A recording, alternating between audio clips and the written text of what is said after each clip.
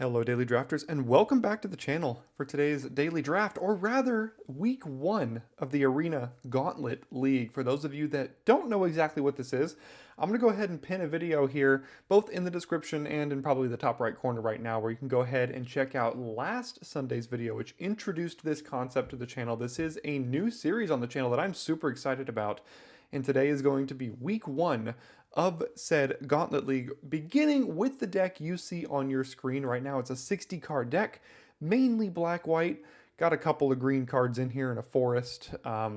This is the deck that I'm going to start the Arena Gauntlet League with here, and I'm trying out a little bit of a different format for this video to see if it kind of catches on. As I recorded these are 5 best of 3 matches that you're about to see, but you'll also notice by the length of this video being only 58 minutes, if I didn't make any cuts, this video would be like 2.5, 3 hours long. So I thought you didn't want that. Here's our first matchup, Daily Draft versus Soy Boy. He's got a 4-color deck, and we're playing a base 2-color deck. Both are 0 and 0 as we get going here. So, as you can already tell, I'm commenting over the top of this pre-recorded video because I'm going to go ahead and make some cuts in the middle of each of these matches to put this video under an hour to make it palatable for you all. So we are getting into the first match of the Arena Gauntlet League. Again, go ahead and check out the video in case you need to know what it is. You can check out the past video on Sunday to make sure you're good to go. So we get going at the beginning. You can see I just made a cut here to later in the game. We played a room. We've buffed our creatures. Life totals haven't changed much. They're stuck on 3 mountains here. And I have to make a decision if I want to push damage and not get the 1/1. So I go ahead and use my removal spell. I noticed that they are very constrained on mana.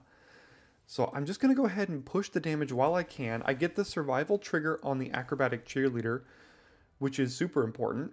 So we go ahead and fly over the top here, skip over a little bit later in the game. They found their 2nd and 3rd colors of mana. Not much else has happened. They've lost a little bit more of their creatures. They removed a creature of ours or so.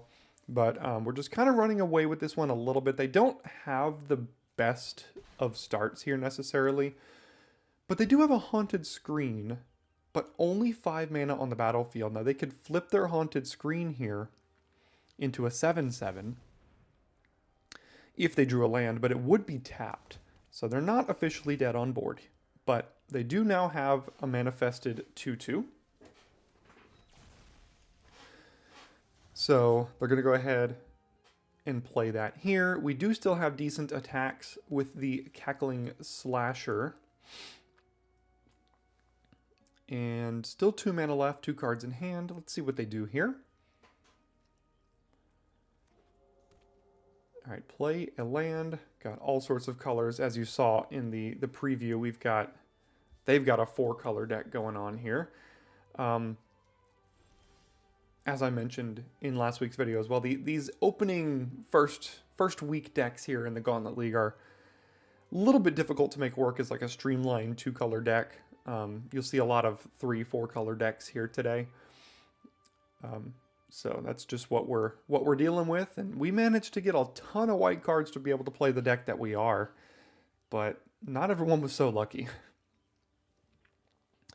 So we go ahead and attack with the Cackling Slasher here, and I realized, as you can already see in my hand, I've got a Branch Snapper, and I'm going to make this change both during sideboarding and between match 1 and match 2. If I draw my only forest, the Branch Snapper cannot be cast and I cannot cycle it. So I'm stuck with it in my hand and it's really not that great. So you'll see me make that change very quickly. This will be the only game today where I made that mistake. But my mind was, oh, I could just, pay 2 mana, cycle that for a green. It can cast Drag to the Roots. I'll be fine, right? Well, so far, no. Now I can cast Drag to the Roots. And if their entire plan is to just animate the haunted screen and block here, I can Drag to the Roots in response, and that should be lethal for game 1 of 3 against Soy Boy here. We go ahead, get rid of the haunted screen, and that does it for game 1. So we head into sideboarding of game 1, and you'll see that I go ahead and immediately actually bring another forest in for that exact reason. I can actually cast the Branch Snapper now. Seized from Slumber, go ahead and bring that one in as well, just in case for another removal spell. And the Unsettling Twins take that out. I don't think that card is actually super great. So we're on the draw here. We don't have anything before 3 and 6, so I'm going to go ahead and take a mulligan there. We are on 6. They are on 7 on the play. Now this game right here is so far the most interesting game of the entire Gauntlet League, in my opinion. The Gauntlet League has a Discord server, and I posed what happened in this game in that Discord server, and there was a ton of action for people debating what to do and debating the line to take. You'll see, and it's super, super interesting. Stick around to the end of this game. You're going to want to stick around for this. But in the meantime, we are just in the developing portions of this game. We've got a 1, 2, 3, 4 curve. Not too bad. If we could find one more land, we're good to go. Fear of Surveillance on 2. Cult Healer on 3. And Slasher on 4. Technically, Slasher's like one of the worst cards in Duskmourn. But sometimes you got to do what you got to do when your pool is not the deepest in all of the colors here. So, skip ahead. We've gained a little bit of life. Slasher's dead. Cult Healer triggered a couple times. They got all of the mana. We're kind of stuck on 5 here. And I have to make a decision if I want to attack with the Cult Healer and trade it with one of their creatures. So I do make that decision to do so. They decide not to block, go to 13, and I can't cast my card. So they're flooding a little bit. We're stuck a little bit. So we're going to see what changes first here. Okay, we do find a land to cast the Spectral Snatcher.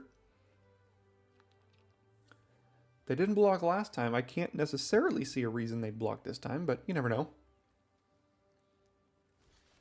Okay, they did. I decided to get rid of the bigger creature here. Play the land, play the Snatcher, and in a pretty decent spot so far. Got a 6/5, they got a 2/1. They got a bunch of lands, nothing else is really happening. So I am fine with this spot here. Nowhere to run. Decent little removal spell if I feel like I need it. So if they go for the combat trick, which it looks like they do, I can go ahead and blow this out now. So they've got the +3/+0 when it dies Manifest Dread, which would have traded. So we skip ahead here. I put them down to 1. I managed to get 2 hits in, but they've stabilized with a Haunted Screen as a 7/7, and I can't push past it with Spectral Snatcher. I'm stuck with Drag to the Roots in my hand, and it's really annoying because I can't cast it. I'm pretty close to winning if I could, but again, I can't. So we cast a Slasher, which does have Death Touch. They continue to top deck more creatures. We've top decked nothing. As we skip ahead a little farther here, they're still at 1. They found a couple creatures. We're at 20. We have to decide just exactly how we're winning this game here. It's a really tough spot. 1 is not 0, unfortunately. As you can see in this matchup. So I have to decide, do I want to trade this 5/5 for my 3/3 Death Touch? And because they've got the Wary Watchdog, I actually decide to do that. Because this could be anything, but I'd really not prefer the Wary Watchdog to trade with the Slasher here. So this is an interesting draw for sure, because now this opens up the possibility of attacking with the Snatcher into their Haunted Screen, which is actually pretty nice. So I have to make a decision, where do I put the second counter now? And it's not immediately clear here, so I go ahead and throw it on the 2/2, or on the 1/1 to make it a 2/2 here. And I attack with my 7/6. Let's see if they take the trade, and they do. So once again, 1 is not 0. They have 1 more creature than we do. So we have to find a way to fight through this here. Skip ahead a little bit more. They've got an 11/11 from Zimone. But I have Sheltered by Ghosts, which can get rid of that permanently and give my creature lifelink. So I've top decked the Sheltered by Ghosts. I'm just so close to being able to push through here, but really not being able to find the exact answer. So I have to decide where to put it. Definitely targeting their 11/11. They can trade Zimone for the doll, but they don't get anything back. They do get a Surveil off the Watchdog. They've got a 2/2 and a 3/3 and a Surveil, and I've got nothing. This green splash looking horrible with Drag to the Roots here. Really ruining the consistency of our deck. But they go ahead and Surveil here now.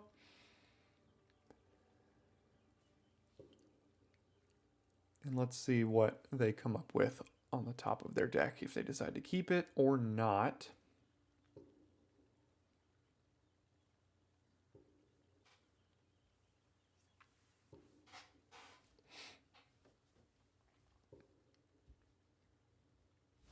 Okay, sending it to the yard. It is a coordinated clobbering. So they are assuming we're not going to top deck a creature here and want to remove it. So now we get an Emerge from the Cocoon. And I think the best thing to get back is this Spectral Snatcher here.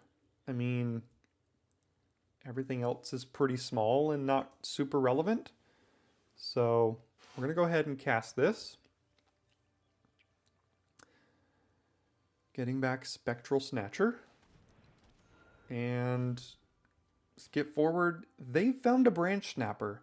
And we have top decked Fear of Abduction. So, they have no cards in hand. This Fear of Abduction is lethal next turn, no matter what. However, they do have a door that they can unlock that gives a creature double strike when it attacks, and a manifested creature. So I go ahead and get rid of their biggest creature, and right now, land off the top, I could win. But if they go and unlock this Tunnel of Hate here, which they do decide to do, and if they attack with everything and I don't block, and they flip up this manifested card to be 6 power or more, I lose on the spot. They've also shown that they're playing that +3/+0 combat trick. This is the spot I was talking about earlier in the game. What do you do here? If they've got the +3/+0 combat trick on their double striking manifest creature and they flip it up to have 3 power, I also lose. So I debate blocking the beastie, and I'm like, can I die to this? Can I afford to not block? Can I afford to block anything? Do I block their manifest? It's a really, really tough spot to be in. I'm sitting here like going through all the different possibilities of what could end up here. And I'm thinking no blocks. If they don't have anything and their manifest isn't a 6 power creature, I win. Win the game and the best of 3 match. But I go ahead and block the beastie. Regretfully so, unfortunately, as the card that they drew off the top is Scorching Dragonfire, which means had I not blocked, I won the game in the match. But that's not what happened, unfortunately for me. So I play the Snatcher, and off we go trying to catch up. So let me know in the comments here, for those of you that are watching this portion of the game, what do you do in that situation? Do you block there? Is there something you can't beat on the flip? It's a really tough situation. They've got 5 mana, so maybe I shouldn't have blocked because their creature likely doesn't have 6 power. But like I said, they already shown that they play the +3/+0 combat trick. So it was really tough. If it was the +3/+0 combat trick, then blocking also basically means I lose. So now I have to do the same thing here. Now if the creature is 4 power, I lose. So I had to block there. If I didn't block there, I would have lost on the spot. So I had to block. They're going to play a 7/6 trample now, and it gets double strike. And we find a 2/2. So we make the slight mistake, depending on which way you look at it. and drop game 2. So can we get game 3 here? I decided to not make any sideboarding changes between game 2 and 3. Keep a pretty good hand here on the play. Got the entryway into Cult Healer, 2 removal spells to help us push damage. Not a bad spot to be in. They play Forest, Plains, Entryway, and we are developing nicely into the mid portion of this game.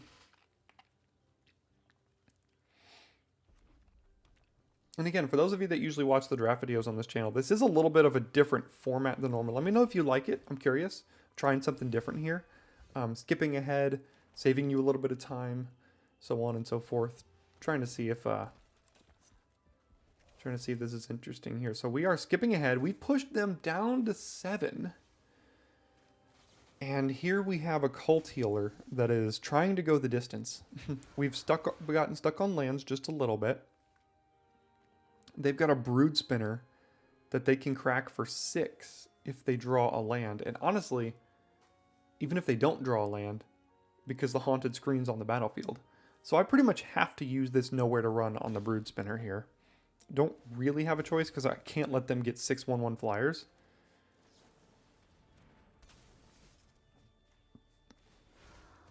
So Brood Spinner down. We know they have a 5-mana 4/4 in their hand.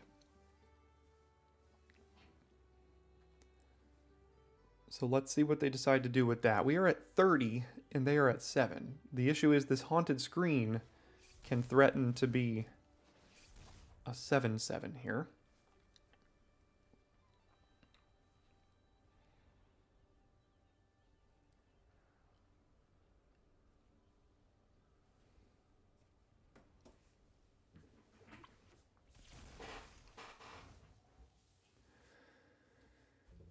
All right. Amalgam to the Yard, flip a 2/3, which means the Cult Healer doesn't attack particularly well into that, but it doesn't matter because it's dead anyway. So last card is Final Vengeance.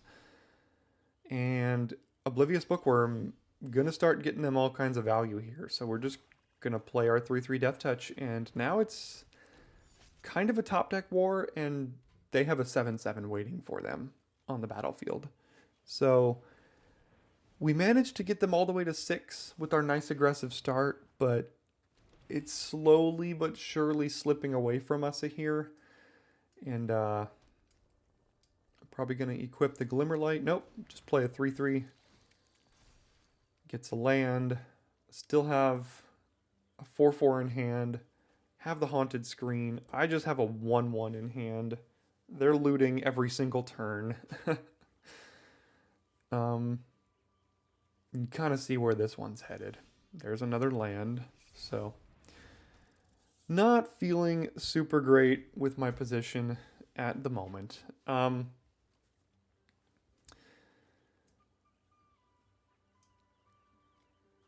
28-6, you know, someone looking from afar might think this is not super close of a game.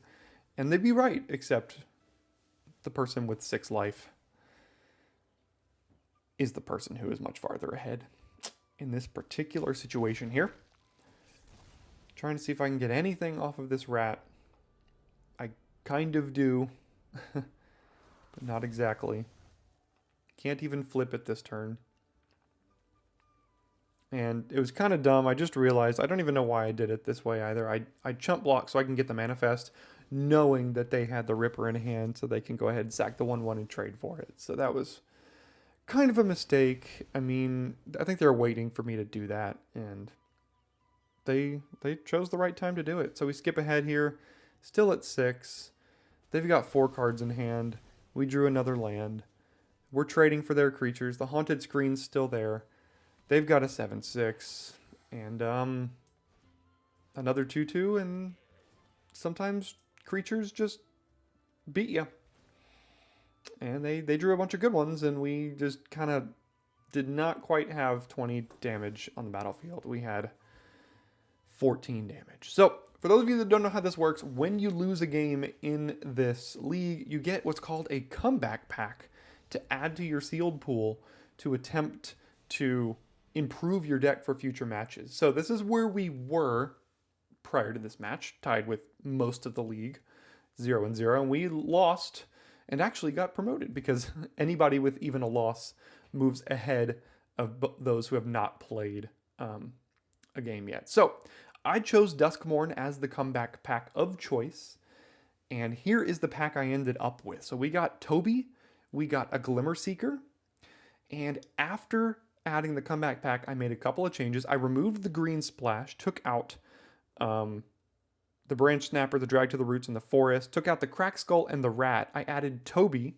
the Appendage Amalgam, the Glimmer Seeker, the Hardened Escort, and then another Swamp to this deck as well. So our second match, we're both 0-1 playing against Oblivion, a Mardu deck.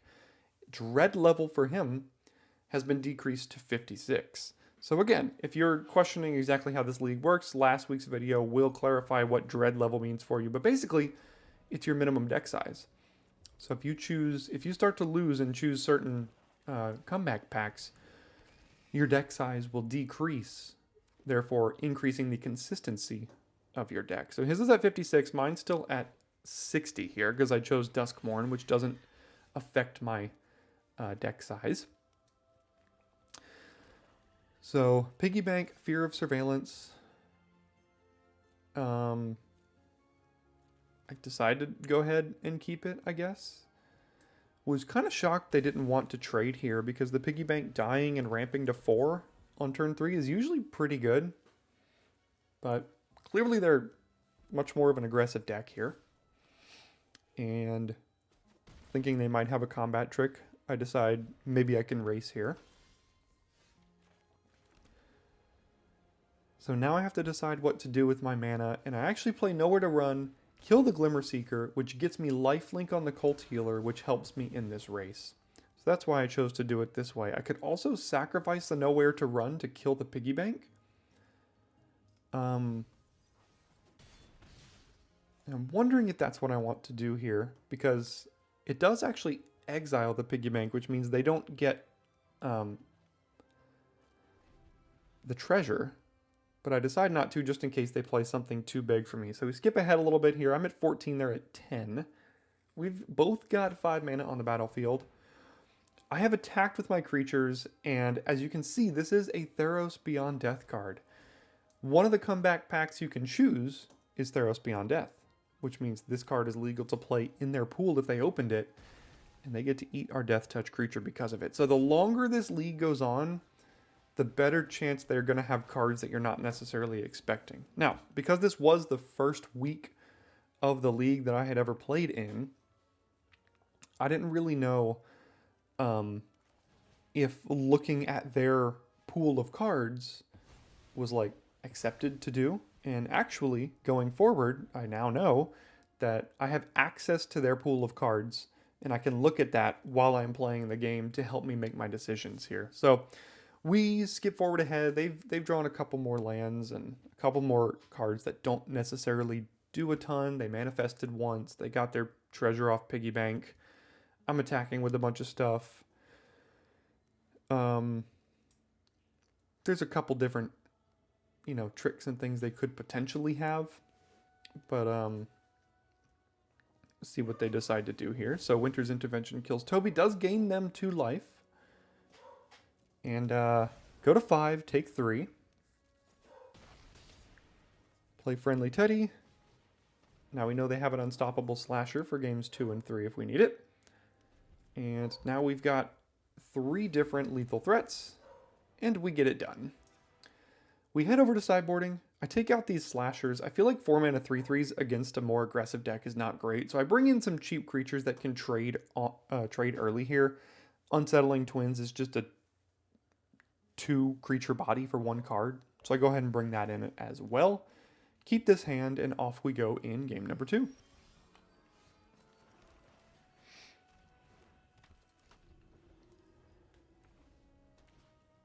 Alright, turn 2 Piggy Bank yet again. So my thought is, do I use Sheltered by Ghost here to get rid of it? And I can gain a couple life. The issue is, if they play any creature that's too big for this, I'm not going to block for a while. but they don't get their treasure, which is also pretty good for me. Orphans of the Wheat. Alright, mana efficiency says to just go ahead and play Glimmer Seeker here, so that's what we do.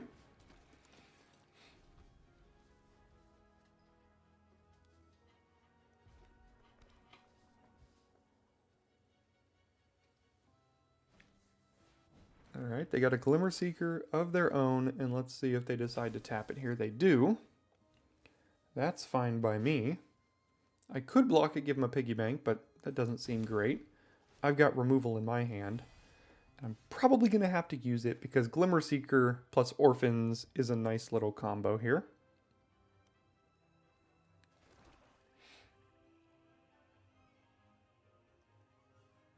So I question what to do with Winter's Intervention here as well. I mean, I could push 2 lifelink damage by killing their 1/1, but that doesn't seem like the best use of that. So the main thing I know I need to do is kill their Glimmer Seeker.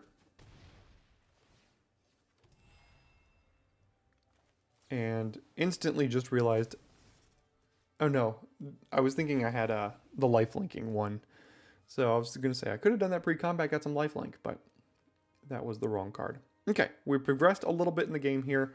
Kind of stalled out the board, still got similar creatures on the battlefield. I've got my Snatcher down by reanimation. They've got an unblockable Orphans here because of Ragged Playmate. So I have to make a decision as to when I want to kill that. And I can attack with these 2 creatures, give the Snatcher indestructible, probably not going to block it. And next turn, if they decide to like kind of tap all their creatures for the Orphans again, I could kill it with Winter's Intervention, but the way that the trigger works for that is that I have to kill it before they decide to tap the creatures. So it doesn't work exactly the way you want it to. And you'll see that play coming up here in just a moment. So the trigger will go on the stack, and then I will have to kill it prior to doing that. But I wait for them to tap their Ragged Playmate. Alright, land doesn't help, obviously.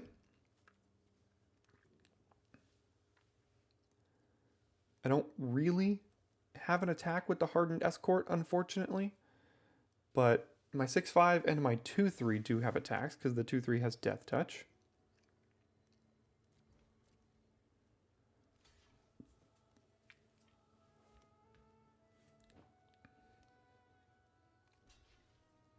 Okay, fine by me. All of our creatures trade here.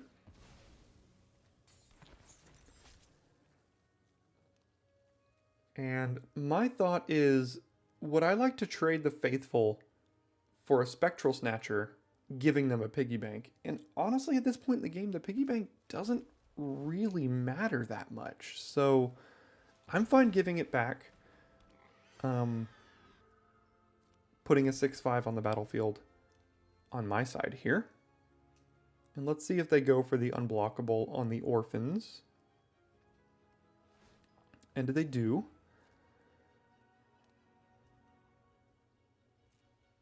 So they'll attack with it, and now I have to make the decision on intervention right now, because if they go to move to tap their creatures, it'll instantly resolve. I won't get a chance to respond to it. So go ahead and kill it now. They drew land. Friendly Ghost is a nice way to enable attacks for us here. It's also a flyer, and that'll do it. We get our first match win. So we went from 0-1, tied for 20th place, to not tied, but 17th place, 1-1 here. There are 125 members of this league, and we're sitting at 17th place here after 1-1. So we play against Robespierre. We're 1-1. He is 1-0. He's tied for 10th. We both have a dread level of 60. He is playing red-white. But we will go first and keep this hand with a 2-mana 2-1, followed by... We also have Grand Entryway. Could play 2-mana 1-1 here, and then the Split Skin Doll could draw a card. But I drew Friendly Teddy. let's see what decision I decide to make here. Go ahead and play the 2/2. It attacks for more. Why not? Friendly Teddy. Cage match, you say. I'm going to go ahead and see if I could top deck a land off of this if we decide to trade, because we both draw a card. And if not, I can just play the Grand Entryway or cycle the spirits here. But we did draw the land and another land because both of our Teddies triggered. I had forgot about that. So do I play Cult Healer or Toby? I decided to play Cult Healer here. And we skip ahead a little bit. We've played our Grand Entryway, we've played Toby, we've removed a creature. They've got a 2/2. We're going to go ahead and unlock this, put some counters on things.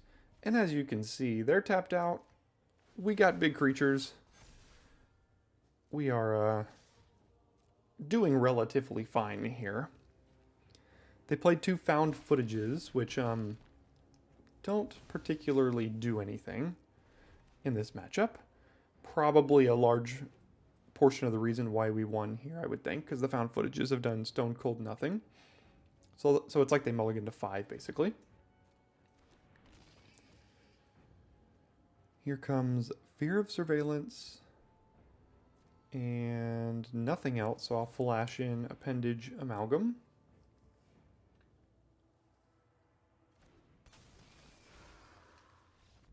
And they pack it in for game 1. So, just like in our last aggro matchup, I go ahead and take out these 2 Cackling Slashers here, put in a 1-drop, and put in the 4-drop that makes 2 bodies. And hope that, you know, kind of curbs their aggression a little bit. Nice start to a hand here. We've got 2-drop into Unstoppable Slasher into Trapped in the Screen to make sure the Slasher can get through. So that's pretty nice. Question is, do I block here? And because they played 2 planes, I actually do decide to block. And they've actually missed their 3rd land. Alright, now they found it. See if the Slasher can get in Abuela or Arabella Abandoned Doll. So we can guarantee that the Slasher gets in, assuming Robespierre is not into jump blocking here. So we go ahead and get rid of Arabella. And the Slasher can hit him down 18 and then all the way down to 9. So yeah, deal 12.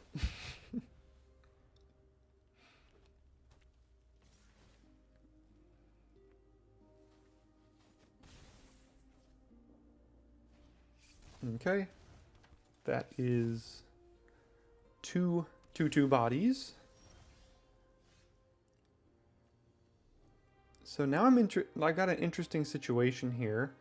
I'm going to start by casting the doll, draw a card, don't have to discard one, and now I think you're going to see a little bit of a synergy or a nombo that I didn't know existed prior to building this deck. But mana efficiency says go ahead and put some counters on both of these things. So let's put a counter on the Slasher, counter on the doll, attack with the Slasher, requires a double block. They go ahead and do that. Now the Slasher usually says it comes back to the battlefield tapped, right? Well, not this situation. And you'll see why when I head over to the graveyard here. When it dies, if it had no counters on it, return it to the battlefield tapped. So it did have a +1/+1 counter, which means it does not return to the battlefield. Interesting for those of you that didn't know that. I wish I would have learned my lesson the first time, hint hint, but you'll see that going forward. So we skip ahead a little bit here.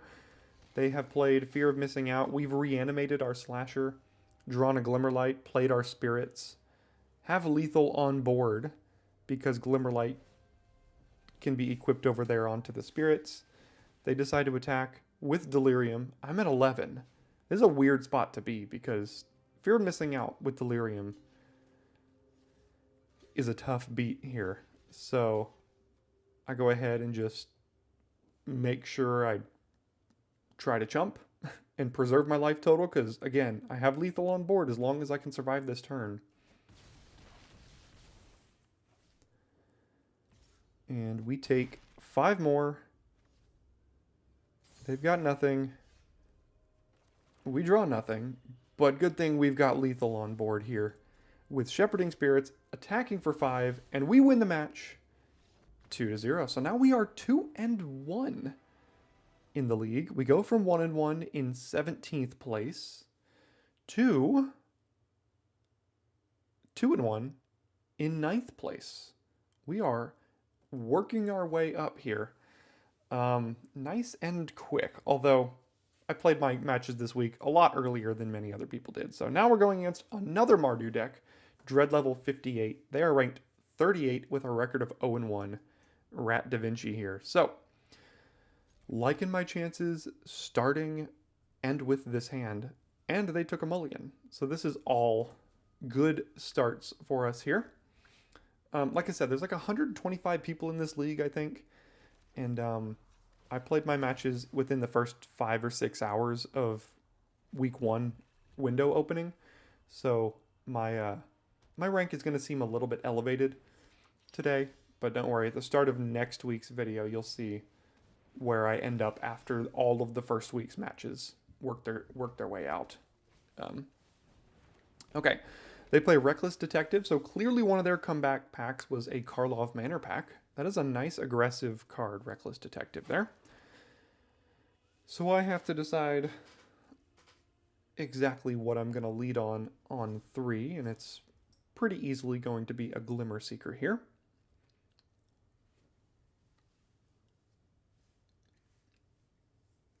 Decide to keep that on top. Seems fine enough against a reckless Detective here.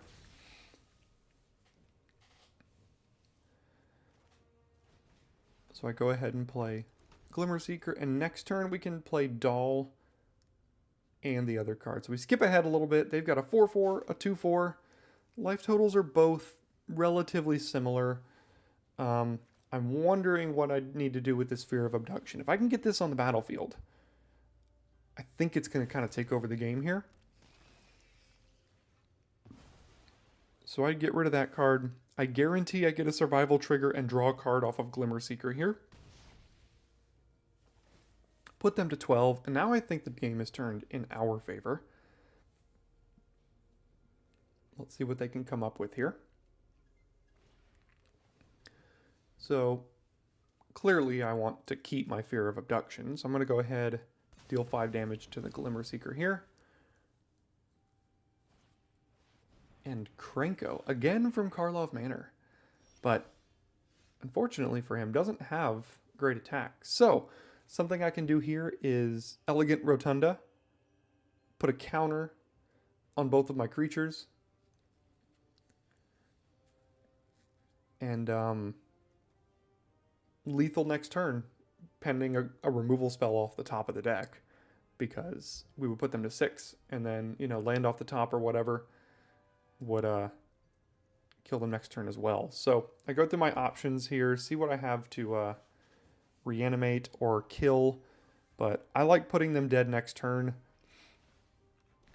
So I go ahead and do this. I have a surprise blocker that they don't know about in a Flash Appendage Amalgam as well. So go ahead and put them to 6, and once again, dead on board.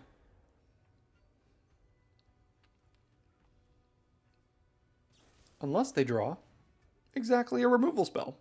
So that's nice. Sometimes things like that happen. Nice top deck. So we skip forward just a little bit. We've drawn a Snapper. We've played a Snatcher. We've played the Snatcher. Not much has changed on the board necessarily. They decide to trade their Detective for my 2-2 here. They have a double block, but little do they know that the Nowhere to Run off the top really hoses that double block here. So I'm sure they'll go for it. And they will. We play Nowhere to Run, kill their creature, leave them with nothing. We have a 6/5, we have a Reanimate spell, we have a removal spell in hand, and I'm liking our chances here. So we did have to suffer a top deck removal spell, but we managed to fight our way through it, top decking the Snatcher and working our way to a victory in game number 1. So we are 2-1 in matches, 1-0 in this game. There's a 9th land, in case we needed that. So I decided to not make any sideboarding changes after game 1 here. Don't know exactly why. I think probably should have taken out those Cackling Slashers again. There it is off the top of the deck. I kept a little bit of a strange hand here. I've got the Goat, I've got the Healer, I've got a removal spell in Seize from Slumber. It's kind of a suspect keep, obviously, but I think it's still fine. I didn't feel like their deck was super aggressive necessarily. So we've got a little bit of time to stumble if we need it. So play the Goat on 1. Have Healer on 3. We have a lot of 2s in the deck we could also draw.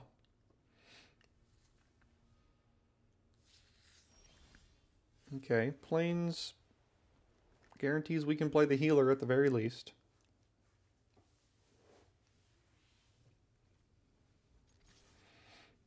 So I point out that I would be willing to trade out Seize from Slumber, or trade Seize from Slumber for their Optimistic Scavenger. So I attack here, trying to bait them to attack with their Scavenger here.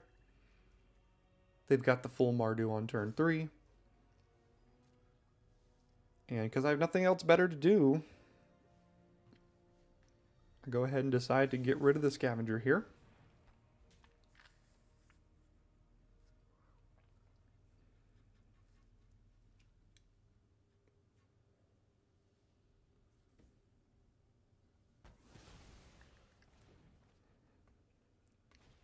And a Sawblade Skin Ripper. That card is really good. Exactly what I needed off the top of the deck here. A 4th Plains. So we'll go ahead and play Healer. And pass it on back. And now we skip forward a little bit. We've drawn more Plains. And then the biggest bomb in our deck has finally made an appearance here in match number 4. Too little too late, because we have not drawn a second color yet. And in fact drawn yet another Plains. So we play the Dollmaker shot. We can't even attack with our 1/1 here. It's very unfortunate. This card has been very shy today, but the one time it makes an appearance, it is unfortunately too little too late in game number 2 due to Mana Screw. And it's the first time we've dealt with Mana Screw here in week 1, which I can deal with.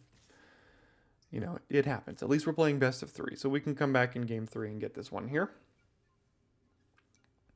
I have to decide if I'm going to chump block, and if I chump block, I can't even cast my own Fear. I guess I could maybe sacrifice an enchantment. I have to remember what that card does. But nope, we just draw 3/3. And that means we are officially dead on board. So we concede to Mana Screw, and once again, don't make any sideboardings. Got a mulligan, so that's great. So we mulligan in game 3. And are left with a pretty bad 6. But I really just cannot afford to go to 5. The Split Skin Doll at least rummages. Or loots, I guess. So we're going to keep that here. Decent little draw. But now I have to decide what to do. Get rid of my lands or my creatures or my removal. It's all not great.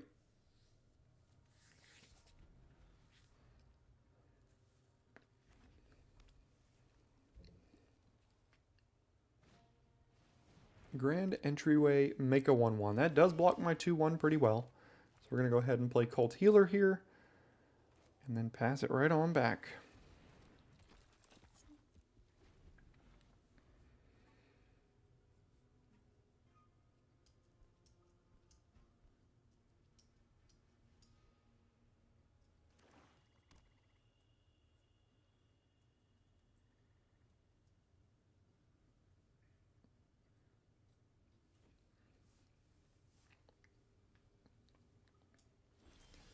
All right, more lands.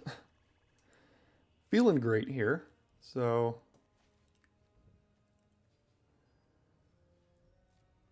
I noticed they don't get any priority, but I don't think that's worth removing this 1/1. So let's see what they've got at instant speed here.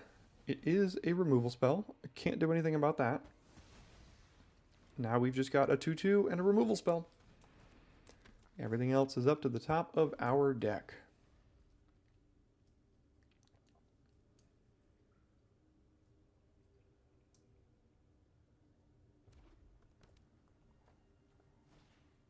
Okay, there's the Unstoppable Slasher.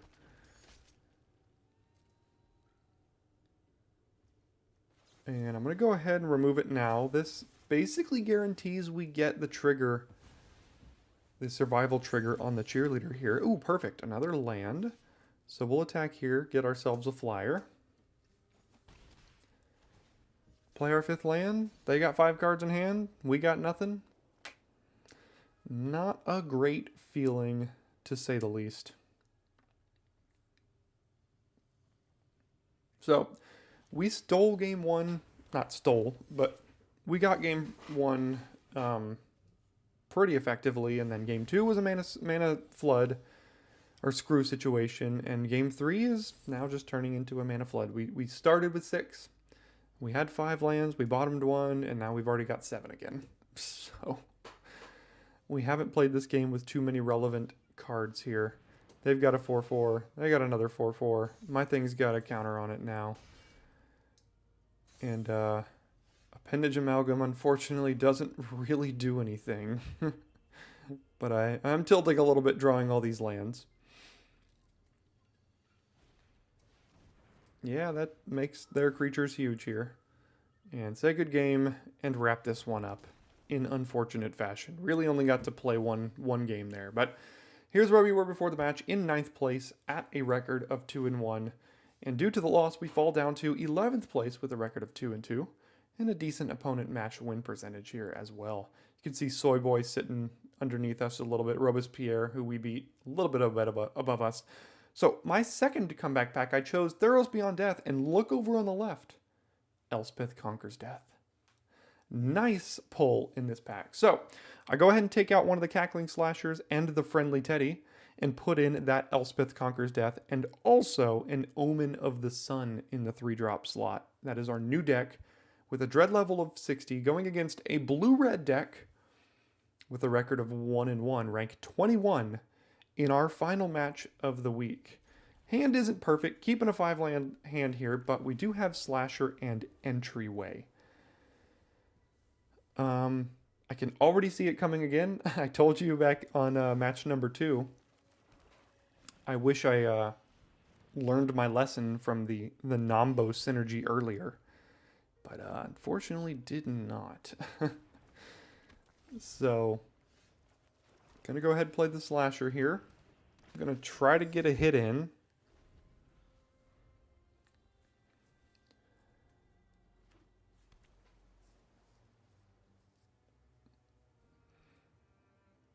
And I already have regrets how I did this. I wish I would have just played Cult Healer. I did get the 2-for-1. And getting Unwilling Vessel off the battlefield is a pretty good spot to be. But the Slasher not returning is pretty annoying here. So go ahead and unlock this here. Get the counters.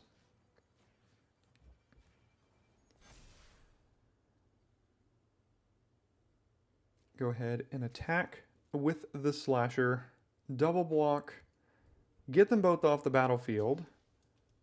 But the Slasher doesn't come back because of the Nombo synergy, which I think they're reading about right now.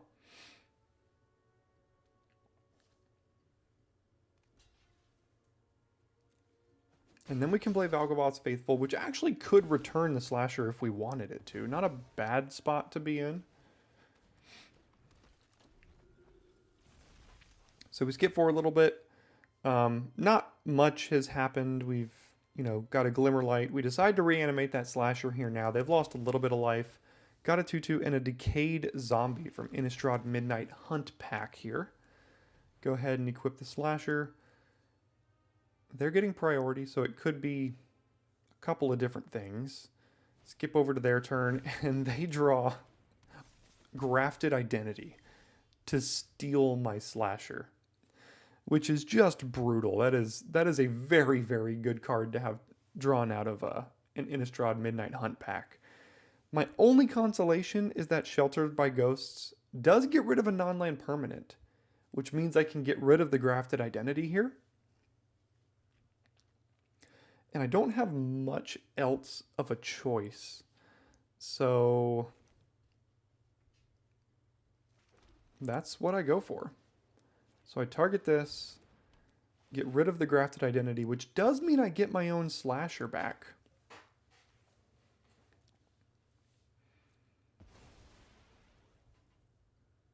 And then I can move Glimmerlight, attack with a 4/3 lifelink, and if I can dodge a couple of draw steps, could be in a decent spot here.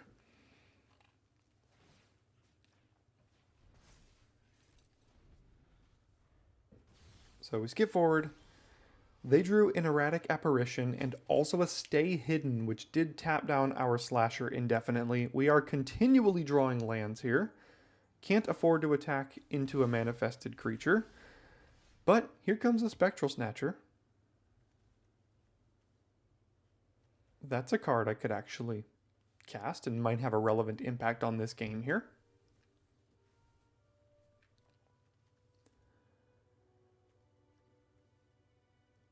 So my thought right now is, if I play the Snatcher and they remove my 4/3 creature, they can then steal the Snatcher. So what I actually do is I attack with the Glimmerlight, and if they kill this creature now, they then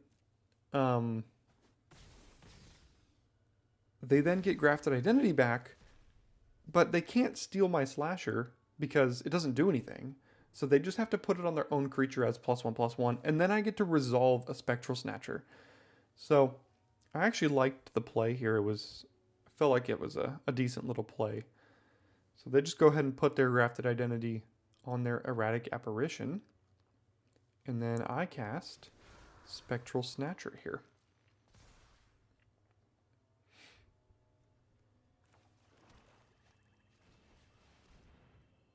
And it doesn't resolve because we're playing against blue, my favorite color. My absolute favorite color to play against. Yeah, more counter spells. That won't be the last one you'll deal with today, believe me. There is a 5/7 Vigilance. There's a 2/2. So, kind of see the writing on the wall on this one. They chose to save their counterspell for a big creature. Could have had a 7/6. Did not. Take 7 here. And they have an Enduring Curiosity, which means they now draw 2 cards as they hit me as well. So their deck is busted, to say the least. And this game is just about over. So we skip forward, and look, they had a second one on the battlefield. Yeah, they drew like 8 cards last turn. Look at their hand. They had like 8 cards. So we go to game 2. We don't make any sideboarding decisions. We mulligan and then keep 6. And draw all of our 4 and 6 drops on our mulliganed hand. And it's going to be a tall order trying to beat this deck anyway. 2 Enduring Curiosities. No, it's a brutal matchup for us, I think. I mean, we don't have like a ton of removal. Don't really have like, what's it called? Murders or anything in our deck to get rid of those cards. And even if we did, they keep the Enduring Curiosity enchantment on the battlefield. And they got 2 of them. An enormous 5/7. They got Grafted Identity. I mean, this deck and this opponent, I believe, will be going far into this league. They were 1-1 prior to the start of this match. So, spoiler alert, they're going to end up 2-1 at the end of this match here. But it's not too much of a spoiler. I think you can see this one coming, see the writing on the wall. So we skip ahead a little bit. Our creature's locked down. They've got Irreverent Gremlin. They've got that over there. And you saw it game one. Your friend and mine. Grafted Identity. Giving them a 4/5 flyer. And removing it from my side of the battlefield. You can see me hovering over my emotes, getting ready to tilt from a Grafted Identity coming down and stealing my creature. Feels great, man. But is what it is. They get the creature. It is now a 5/6. We skip forward. They got a 5/6 flyer. We got a couple of creatures that don't matter. They've got an Enduring Curiosity. My only chance here is to try to kill the Shepherding Spirits. I don't have another way to deal with it, so I have to try to give my creature flying, block it, and then cast Nowhere to Run. That's like the only shot I've got left in this game. I mean, I'm dead in 3 turns to the Spirits if I don't do anything to it anyway. So we go ahead and block the Spirits. See what else they've got going for them this turn. They go ahead and play the unlocking of the Defaced Gallery, which gives their attacking creatures +1/+0.